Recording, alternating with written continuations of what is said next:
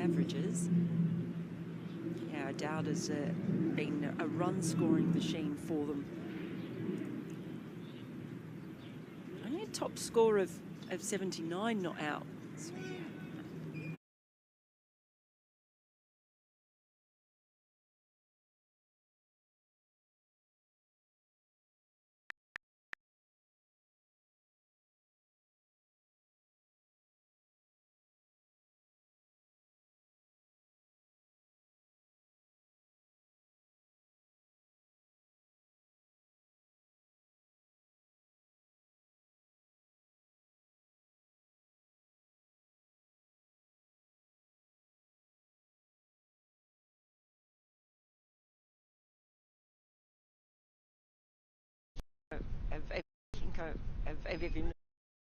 He hasn't scored 100 in Australia, so, you know, has he really done it?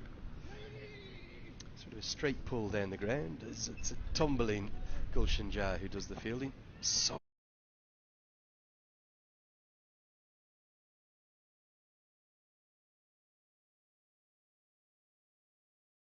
sixth over or something like that in the first innings 2 days ago. Rohit Powell has almost got too many options. Yeah, we did discuss that, didn't we? He could almost have nine bowlers come and roll their arm over. 2 slips in at the moment. This is nice and aggressive from Nepal. Down the leg side, going to be given as wides, and Asif Sheikh, who had such a good day 2 days ago at the gloves, isn't able to stop that very effectively. Welcome along to today's coverage. You're watching us live on ICC TV. Do just have to give you the information due to high winds. We are shy a couple of cameras today, so we won't have the kind of fixed view you'd be used to from directly behind the umpires, kind of over the umpire's head, if you will, behind the stumps. And we'll do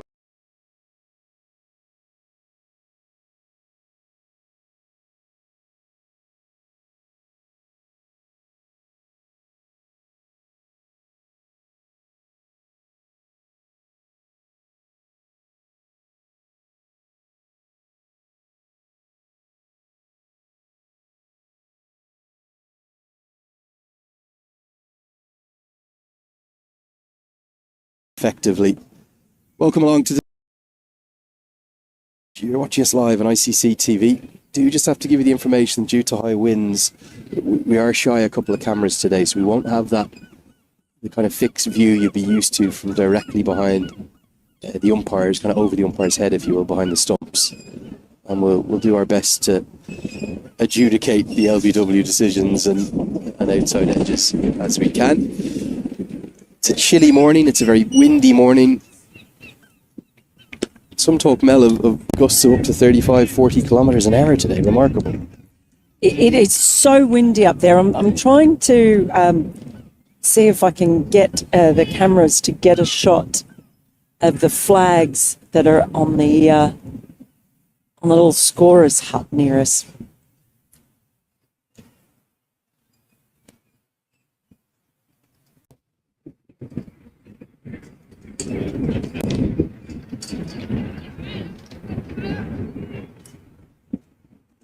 Big play and a miss. Karen Casey looks like a man with a real jig in his step, Mel, doesn't he? And you can understand why. I think he's still on cloud 9. There you can see the flags that are flying above the scorer's hut right now. It's absolutely stiff as a board, those flags. Wind is super strong, and that, as you're looking on your screen, is blowing. We'll wait until we have the camera changed to the other angle. But it's basically going towards leg side, so leg side hitting into the wind. Yeah, right to left as you look there on your screen as Vikramjit Singh drives for a single. End of the third, it's 10 for 1.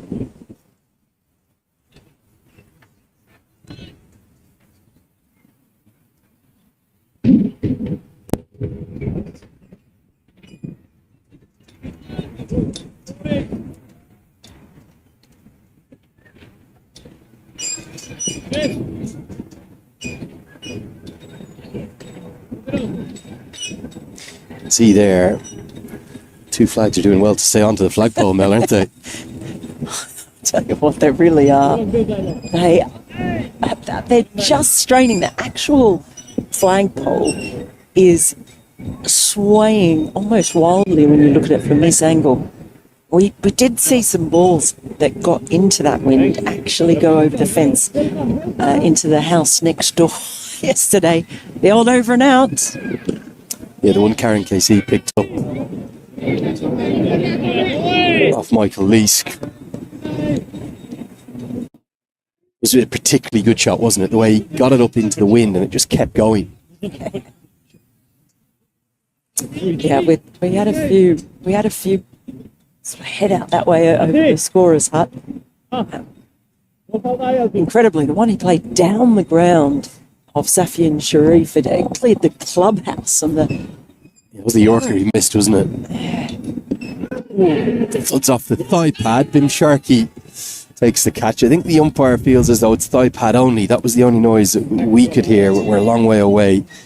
But I think that's a good decision. We've got a Scottish umpiring pairing today. We've got the fine legal mind of David McLean, who's joined by Ian MacDonald out there. Our reserve umpire from Bangladesh is Ghazi Sahel. And Graham McRae is the Irish match referee, who we saw out at the toss. Yeah, definitely thigh pad only, although Sharkey was up and about and interested. A little bit of a misnomer, Mel, as well. Oh, good short ball from Cam, he is. You were saying it's difficult to start here at this pitch. And I think you're right in what you're saying through the middle overs. I think early on in the first power play, we saw Nepal score really fluently. I think we saw Munsey think as though it was an absolute road, given the form he's in. He was attacking and attacking, took 12 off the first over before he was dismissed. And then even Charlie Tier, who threaded his little start to international cricket, has scored very slowly. He was hammering along at over a run of ball for much of his innings. So I think maybe some of the best times to bat here on this surface, like Vikramjit Singh shows us there, is going to be in this first power play. I think the ball comes onto the bat very nicely. It's when it gets a little bit softer, it's going to be trickier and maybe stopping, and that's where the variety in Nepal's bowling attack could very much come into effect. Well run there for 3. And it emphasises the fact that the batting team really has to make the most of the power play, knowing that it is going to get tricky to get in afterwards. Certainly Richie Berrington was saying after the match he never quite felt in. But at this point in time, and that's perhaps why Scott Edwards said we're going to have a bat, just feeling that with the ball coming on early, maybe they could just make the most of this power play, get themselves into a strong early position. Could get harder, conditions could get trickier later today. Hybrid pitch being used, of course, and fitting that the Netherlands team are here, because it was a Netherlands company that installed the hybrid pitch here at Fort Hill in the lovely village of Broughty Ferry. Yeah, plenty of hybrid pitches in the Netherlands, so that's something that will not bother them or worry them in any way, shape or form. They'll know exactly how they play. The only thing I've felt about the hybrid pitches here in Scotland as opposed to the ones I've seen in action in Netherlands, there's a bit more bounce here at the Forfarshire CC grounds than the ones we saw skidding on in the Netherlands, where Carl Klein has particularly used them to such good effect. We'll get us to the end of the 4th over. 13 for 1, a cautious start. Nepal have that early breakthrough and they've kept the run scoring in check. Good start from the men, full of confidence after that heroic win 2 days ago. It certainly is, and Lenny, I feel like I owe our viewers an apology. Our viewers in Nepal, because you're asking people to send us messages and tell us where they were watching from. And I was looking on X, formerly known as Twitter, and then I suddenly, later in the day, I looked on Instagram and I had loads of messages. And so if you do send them in today, I will check on Instagram and I will read out and respond to as many as I can. A lot of people have exodused that platform, haven't they, from X or whatever they're calling it now. It's a shame, because it was such a brilliant platform a while ago before certain things changed. As we get a look at the single that Singh runs through. Yeah, do get in touch, use that hashtag CWCL2. Tell us where you're watching from. Crucially, send a photo of it too as well. So some great setups with people either enjoying a 4 a.m. in the morning wake up in Texas or a late night down in Canberra or Taranga in New Zealand. Messages from Korea, Japan, all corners of the globe where particularly the Nepalese diaspora have spread out to. Plenty in the Middle East as well. There's a huge student population of Nepalese students in Korea, fascinatingly, particularly in Seoul.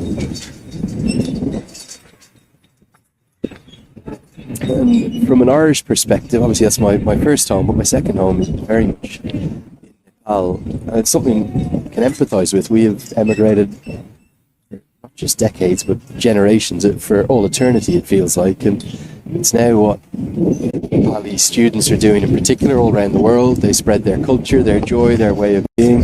Huge populations in Australia, in America. And actually, it's rather fitting that Nepal are playing Netherlands today, isn't it? It's a special anniversary. Isn't it? 1 year on to the day. Let's have a talk about that game, Mel.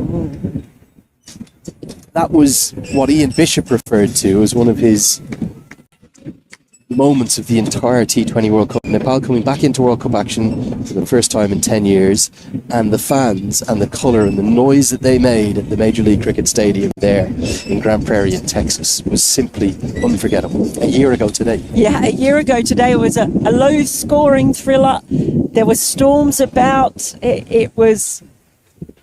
I love games like that sometimes, when it is difficult and it is low-scoring.